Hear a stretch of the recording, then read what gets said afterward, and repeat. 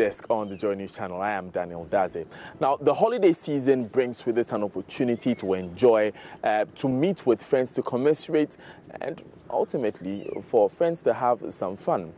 However, it is also an opportunity to use substances like recreational drugs, which could cause permanent damage or harm to any individual.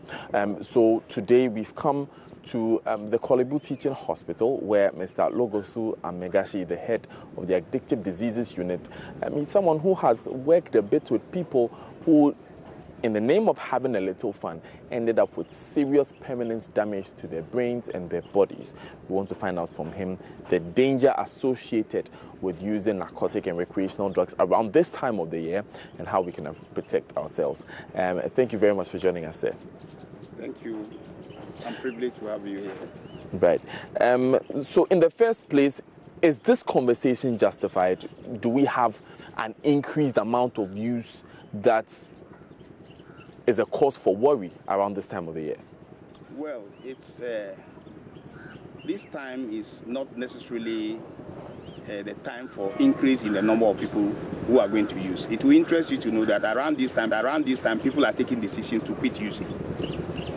So this sometimes happens to be our peak season where we receive clients who are preparing to quit using.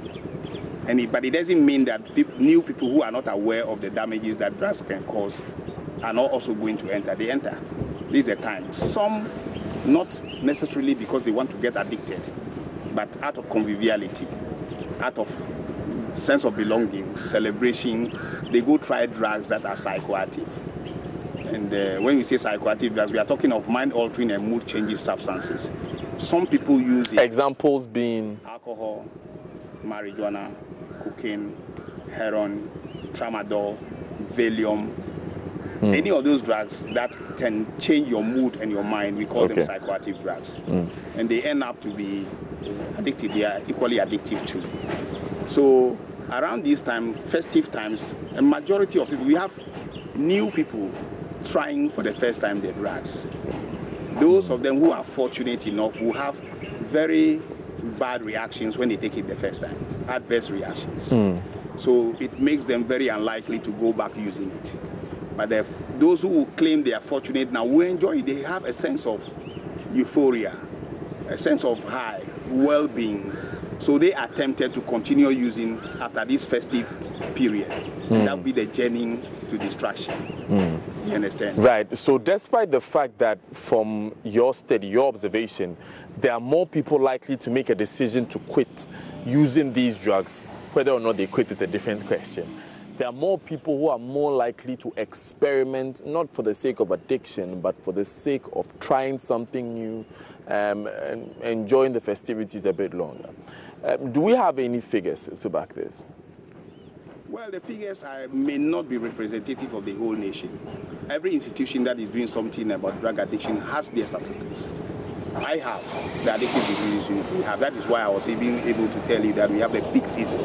Most of the times when it's getting to the end of the year, and somewhere late January, you see the number of people who are coming for treatment to increase.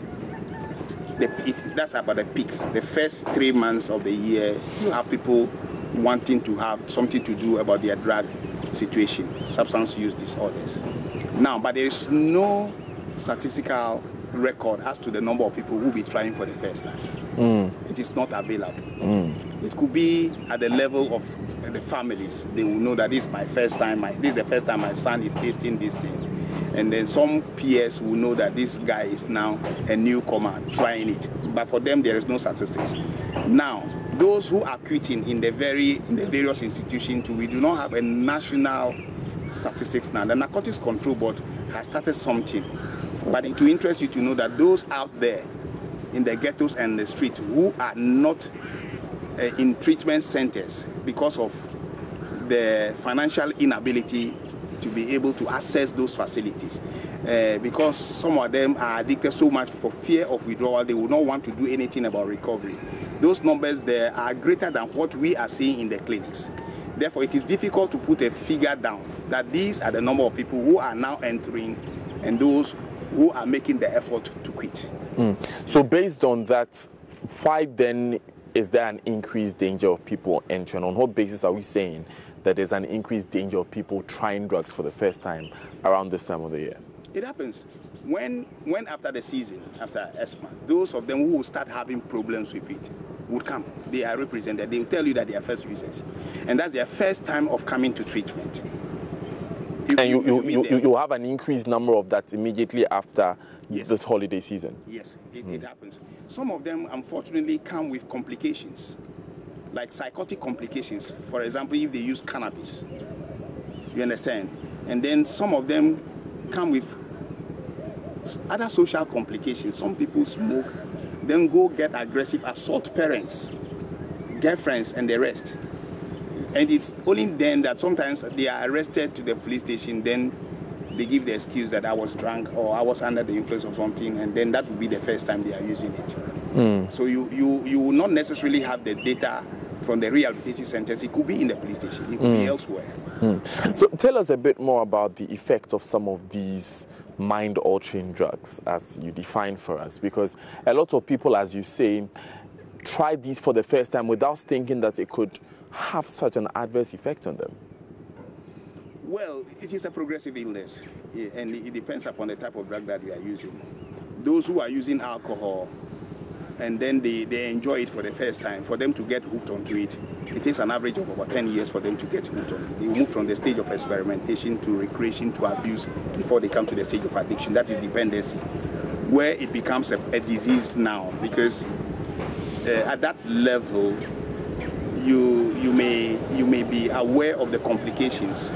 It is affecting your work, it is affecting your academics work, it is affecting your marriage, it is affecting your socialization. You are now aware and you want to quit, but you cannot because you have become dependent. When you started using it, when you get to the stage of abuse, there's something we call psychological dependency. You have some sort of enjoyment that is more important to you than any other thing. To the extent that if you are a father or you are a mother and then you have money to use for your kids' school fees, the drug addict will prefer to use it to get drugs because he's hooked onto the drug.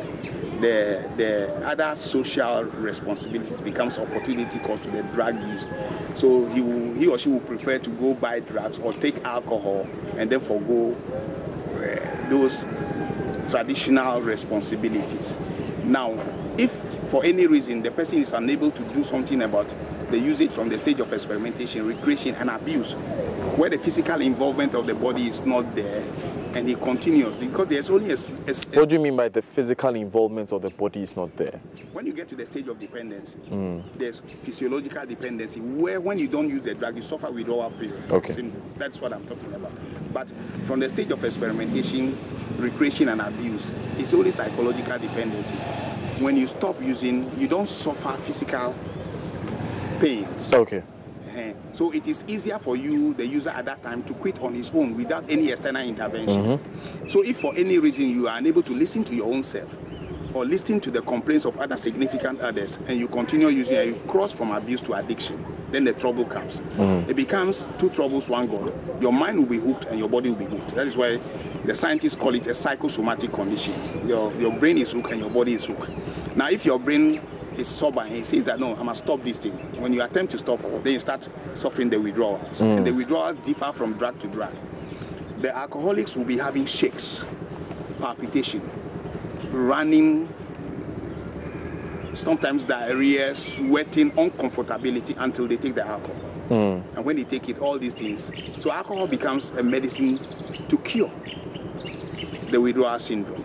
So give me a moment. That takes 10 years. The average user... An average, because some people can use to 15 years, 20 years, they will not be hooked. So the average user out there would say there's not much of a danger, is there? Listen, I'm taking it from drug to drug. Anybody who is using cocaine and heroin should not think that the alcoholic takes 1 year, 2 years, 3 years, because within a matter of 1 week, you can get hooked onto these narcotic drugs. So that is why it is very dangerous. That's why I've taken the time to explain it. Some people can get hooked onto heroin and cocaine, especially cocaine, in a matter of 3-4 days. That it moves to the psychosomatic stage. It moves to the stage of dependency from experimentation within this short period. And the withdrawal that you suffer from heroin and cocaine, especially heroin, is so devastating that you have abdominal cramps, diarrhea, joint pains, feeling cold, a whole lot of, they call it techie, that's the withdrawal syndrome. And it's very painful. The only medicine available is the drug, going back to the drug. So in Ireland, they said that when you die, if you are drowned in a river, they still use the same river to bath you before you are buried. That is the case of drugs. The drugs have created a problem for you, but you need the same drug to cure yourself. That is why in the ghetto, they said, I'm going to cure. The cure is to treat the sickness of withdrawal. You understand? So for the hard drug users, it doesn't take any length of time. The longest that you could go is about 2 weeks. You definitely get hooked onto it, especially where there's the availability of the funds. And if within that short time, the very righteous person who does not steal can become a thief. Right, because now your body depends on it. Yes, and it is like a survival. You must survive. You must survive. You definitely would use it. And our fear, especially in this season, is that whereas initially, in recent times, the trend of drug use is changing. At first, we have gateway drugs that we have cigarette, then you move to marijuana, then you move to cocaine, and you move to heroin. But these days, some people are starting smoking marijuana straight away without taking alcohol. I have cases who have started from cocaine without smoking cigarette and marijuana. The trend has changed. How prevalent are these trends? Well, they are not as prevalent as the ones going to the gateway. But it's still a cause for concern. It is still a serious cause for concern because they do not have even the opportunity to think twice about what they are doing, because within a matter of weeks, you are hooked. And your sense of judgment and everything is taken away immediately. You understand? And for the various drugs that we have indicated, I must indicate here, I must show you here that alcohol is the most dangerous drug. Physically. When I say most dangerous, medically, because it causes so many medical conditions. But we sort of want to say that it is a precursor to most medical conditions. You know, alcohol is responsible from the head to toe seizures. We have alcoholic seizures that we call epilepsy. That was, without alcohol, it wouldn't have been there. Alcohol is noted for causing cancers of the throat, of the lung. It is noted to be the cause of most liver conditions, hepatic conditions, from fatty liver to cirrhotic liver and the ascites. Alcohol is noted is that it goes to affect the reproductive system in several ways. You have been hearing of the fetal alcohol syndrome, where pregnant women exposing themselves to alcohol develop the children in utero have those deformities at birth. It is also responsible for oligospermia, that is reduction in sperm count, low sperm count, to the extent that it affects the fertility of some women. Sterility is also sometimes implicated. Alcohol is implicated in the causation of this thing. In fact, it will interest you to know that socially, alcohol has been found through retrogressive studies as some of the predisposing factors to HIV/AIDS and those other things. Alcohol is noted, even though it's not the cause of tuberculosis, it's noted to be a precursor to tuberculosis, because when you use the same glass with a TB patient, you go to a drinking, but you are able to get it through droplet infection. So indirectly? Indirectly, and in addition, it lowers the immunity of the body. Therefore, things, pathogens that will initially not cause disease, you would cause it. The same thing applies to cigarette smoking, especially when you pass. You smoke a tip and give it to another person. If the person has any of the conditions, it's possible to contract it. Yes. Is it true with cigarettes also about weakening your immune system? Yes, cigarette. In fact, almost all the narcotic drugs, almost all the psychoactive drugs, they have that capacity. Yes. Even though we have our individual constitutions that make people to believe that, well, this guy has been smoking marijuana for 20 years, but he's not gone bonkers. He's still normal. But somebody will smoke for two days and then suffer it.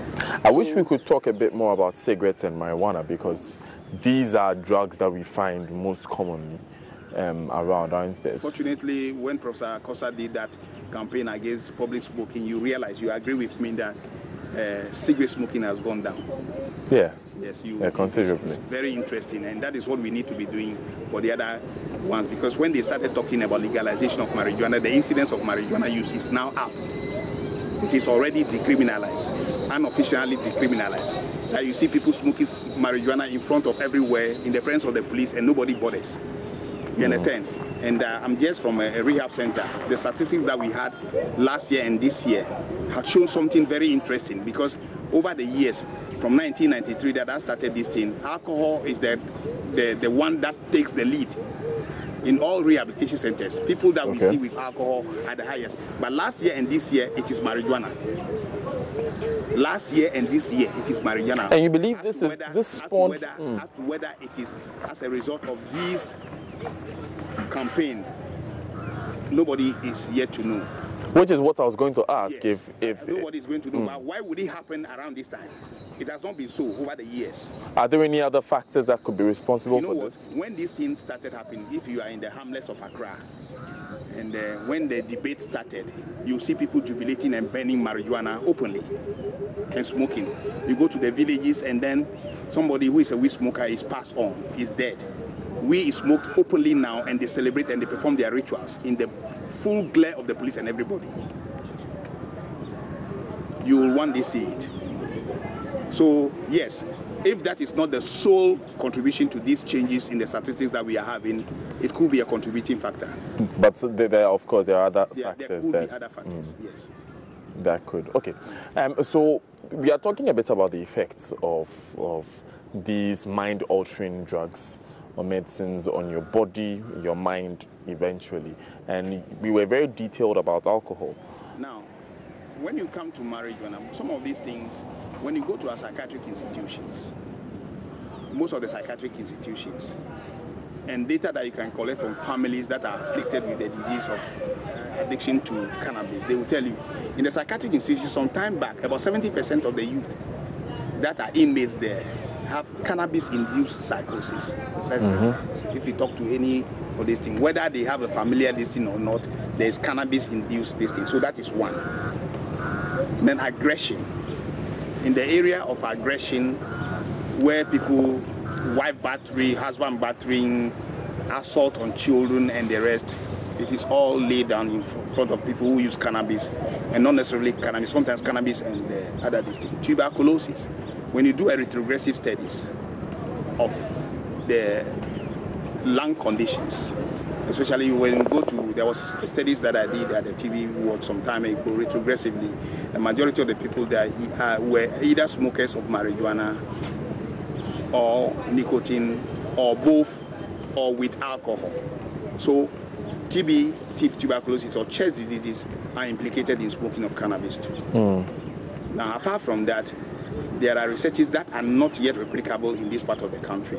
It is known for a fact that when you smoke marijuana, it affects your something we call the spermatogenesis. It affects your sperm formation, the beginning of the sperm.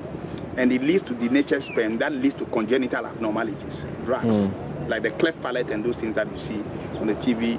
And then people are doing plastic surgery to correct. Marijuana is implicated. Marijuana is also implicated in the oligospermia that I tell you. Yes. Low sperm count. Low sperm count. It is implicated in most of the chest diseases. It is implicated in some other things apart from the mental derailment. It's also known to be involved in depression. It's a cause of depression, even though some people believe that it is also used to treat depression. You understand? Okay. So it has so many. It also has cardiovascular complications. The lumens of the blood vessels and the rest become, the size is reduced. There's something we call atherosclerosis and atherosclerosis. That makes it difficult for heart to be pumped. So there are complications of cannabis use, and then it can be found in hypertension and the rest, just like you can find it in alcohol use. But you see, Mr. Amegashi, so far we've been talking a lot about related medical implications of using something like marijuana. I remember on News Desk recently, I interviewed Kekstan Pongo, who speaks for the Rastafari Council, who make a very strong argument for the fact that most of these research have not directly linked marijuana to any specific mental or physical condition. It's most of the time it could be related, but not specifically a cause. Now let's get this thing very right. Let us not start to debate whether it's the egg that came first or it's the chicken that came first. This is simple. Get this argument very simple. You are my son. We have familiar history of psychotic derailment in the family. For the past 21 years that you have been with me and you were not smoking, you were still stable and pursuing your profession. Then unfortunately somebody told you that cannabis could increase your intellectual capacity. You smoke and you became bonkers. You went mad. If you were a father, what are you going to say? There is no need for any scientific listing, because in the absence of that cannabis, there was not going to be a derailment of a very beloved son. But you see, it would be simple. We don't want to encourage the youth there to tell them that, yes, let's agree to disagree that cannabis is not really a causative agent to mental derailment. We must be very responsible in churning out some information to the public, especially to our youth. If this argument goes on that those who smoke the weed and they get mad, there's a mental ailment in their family, don't forget that there are some people who do not have history of mental derailment in their families, but they go mad when they smoke cannabis. What about the many documented benefits of cannabis? We are not bothered seriously about that. We are not. Because there are a lot of benefits from alcohol that people see.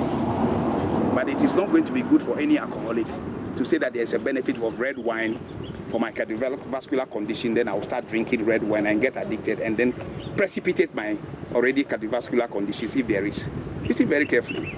Let's say, for example, I'm an alcoholic. Then I have a heart condition and I'm on medication. Somebody introduces me to red wine and as a therapy for my heart conditions. But when I take the red wine, it makes me good to go back to accreditation. And then it affects all my social responsibility and I eventually die. So in the bid of trying to treat yourself with red wine, we must be very careful as to those people who are going to buy into this thing. It will interest you to know that there are some alcoholics who have been sober for 20 years and being responsible. They went to church and took a communion wine, alcoholic communion wine, and they relapsed and they were unable to do this thing. So your argument is that by pushing a message of beneficiary use of marijuana, you're endangering people who under normal circumstances may not have abused it? Who may not have abused it, whose mental their mental conditions who are still being in the lantern form. It wouldn't have been uncovered. Are you getting the argument? Let's get this thing. I want people to get this understanding clear. I am from a family of mental ailment. That point has when been made. People start to say that cannabis is not the cause of mental, which is true or which may not be true, listen very carefully. Our young ones there who know that when you smoke cannabis, you are able to do this. You become strong, you are able to act. Some sportsmen, some musicians that they are their mentors, they go try this thing. This is the beginning of the destruction of very potentials, including the highest of people to the lowest of persons. We need to be very careful as to what we churn out. It's only that it's the same destruction of potential that a lot of people say may not be linked directly to marijuana. I'm saying that if it is not directly to marijuana, whether marijuana contributes, even one person who commits suicide in Ghana is arrested. Things are not well for me. I have decided to take my life. Why am I supposed to be bothered? Who should bother me? Are you coming to give me my food and everything that I want to take my life and end up everything? We are concerned for each other. Are you getting that? Concern must be there, and we need to be very careful because some people wanted to use marijuana in some drinks to treat asthma, and they ended up in the mental hospitals. You see, this is the argument too. And there's a story of a young man, 19 years, who smoked marijuana for the first time, had a distortion in visual hallucination. He had visual hallucination. Saw the father is a chief, as a lion jumping on him. So he ran past the father, took his own gun, shot him dead before he realized that he's a father. How could it? It could happen to anybody. That gentleman could meet you, see you as a monster coming just because he has smoked marijuana and kill you just because we are very We are not very careful about the message, the information we churn out there. We need to be very careful. That's what I'm saying. Right. We need to be very careful. Okay. And you know what? If we had the capacity to help people to stop only on marijuana and they will not graduate to other things, where they become social thieves that they didn't want to be. The journalist, the doctor, the lawyer who was practicing very well, then a hard drug user and is arrested. The banker arrested for stealing money or shoplifting at Melcom. As a result of use of some as a result of these. of drug use. The banker who holds 2 degrees had to jump over a counter and run to clinics for assistance because he was arrested shoplifting because he started with cannabis or alcohol. We need to be very... If it were going to be the last destination and then you don't have any mental complication and you were going to stay there, we wouldn't have. If it were going to be even only a personal problem, that your usage and the disease that you have will not affect other people, then we don't have a problem. If it was going to make you to stay there and it was not going to affect your sexual drives, and then you go arm rob people and sleep with their wives in their presence, and then that, as if that is not enough, you shoot them and go away. These are very serious things that need not to be. We need to stop the debate. Right. So you're still watching News Desk on Joy News. You're speaking with Logosu Amegashi. He's the head of Addictive Diseases Unit of the Kolebu Teaching Hospital. We'll be wrapping up very soon, but I want to talk a bit about the other effects, the non-medical effects of some of these mind-altering drugs. Now let's take alcohol. I have spoken all of them. I'm going to run all of them together. The issue of social responsibility, road traffic accidents, robberies, assaults,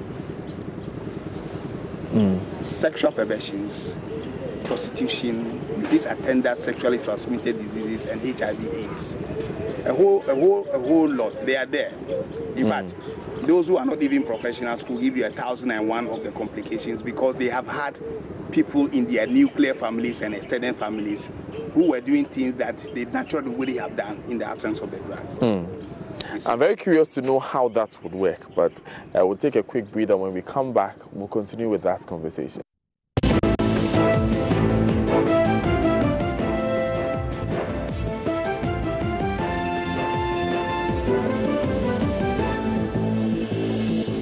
Joy News Desk. I'm Daniel Daz. My guest today is Logosu Amegashi.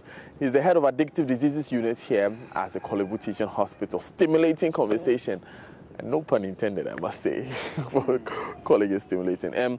So you were telling me about some other effects of using mind-altering drugs, about how people could even be moved to engage in things like prostitution and the like. How does that work? You know, even though drug usage can affect your libido, but it is not necessarily directly do that. Let's say, for example, you are a woman who is gotten hooked on drugs, and then you don't have the financial know-how.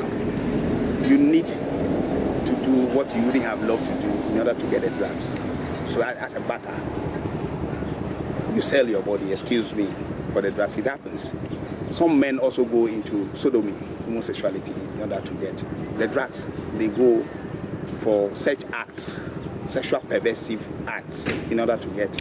So all of these are in a bit to raise money to fund their addictions. There's a fear of withdrawal. That is a painful situation, and then in order to avoid it, you must do everything possible. That is why people go to the extent of even going away with money meant for the treatment of their parents until the parents die.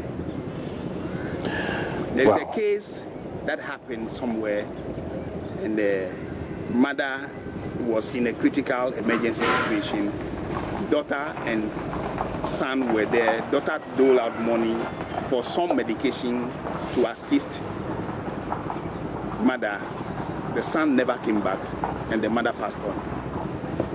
And this is a case you know about? Yes. But, you know... Where did the son go? There are instances where people even pretend to be sick to raise money. There are instances where people tell their colleagues that I have lost my mother, I need money. Everything that you could do to raise money, it has happened severally. I want to hear a bit more about these cases of persons who were pushed to do extraordinary things because of drugs. Yes, 1,001. There are instances where people using limb prostheses mortgage them, batter them for drugs, and have to limp home. That is limb prosthetics, that is artificial legs, hands, and what have you. You have to batter because the demand for the drug was more important than you're working. They sell it out. Phones, cylinders. If we had a drug addict amongst us now and you make a mistake of, if he's even in recovery for about 2-3 weeks and he sees a very nice phone, that may be the cause of his relapse. He goes sell it and use it for drugs. So we are very careful with those ones. Tell me about some of the immediate effects of using a drug. Like if a cocaine user were to use cocaine right now, what if immediate effects will this person see? Now, apart from the physiological effect that the blood pressure will go out, the pulse will run and everything, there are certain things that they do and it is clear. Some of them, if they have the money, they start to buy everything around, want to give people everything around.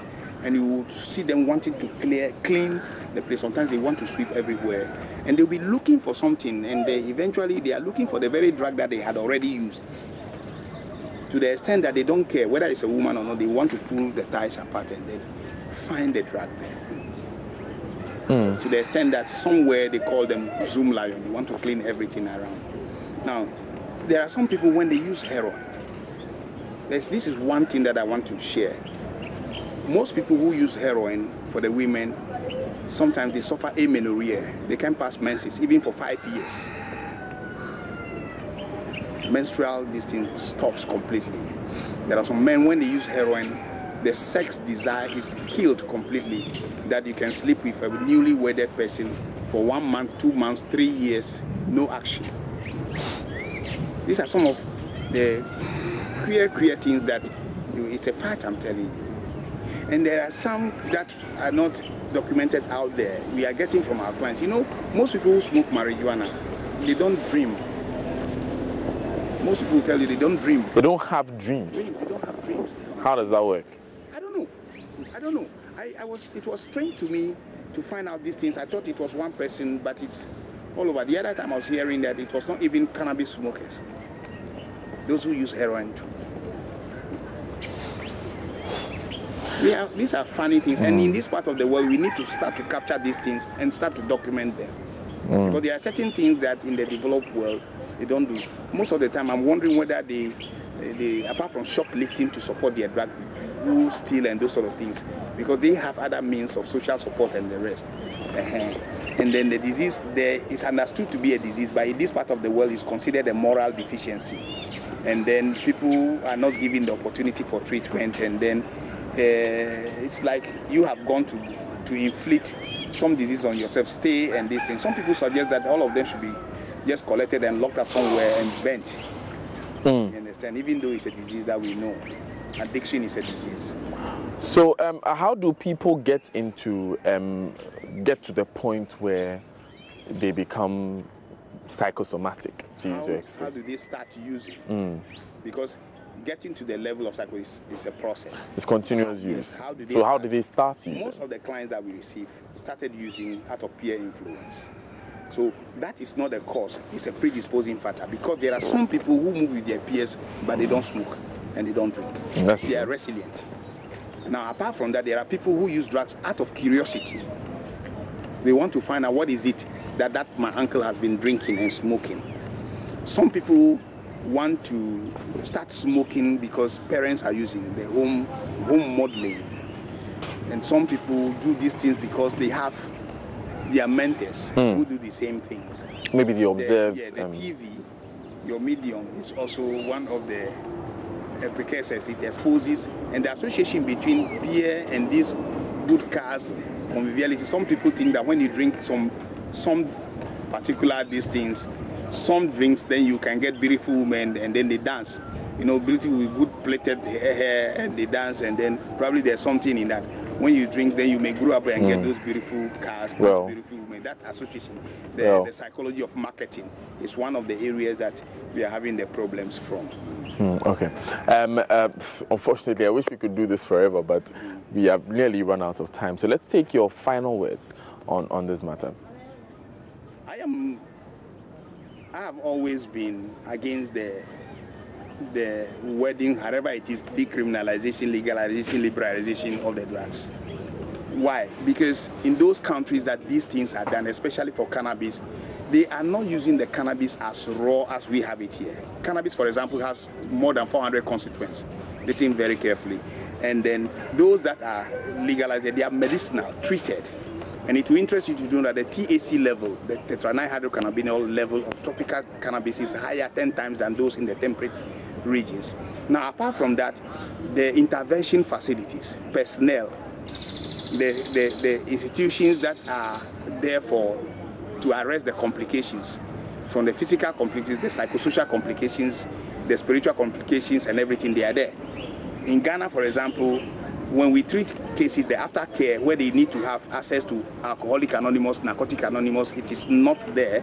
We have a few, but it's all centralized. We don't have it spread. How many drug rehabilitation centers that the government have? They don't have.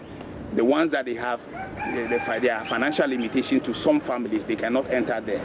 You understand? So, and with the personnel, we don't have the personnel who are addiction professionals.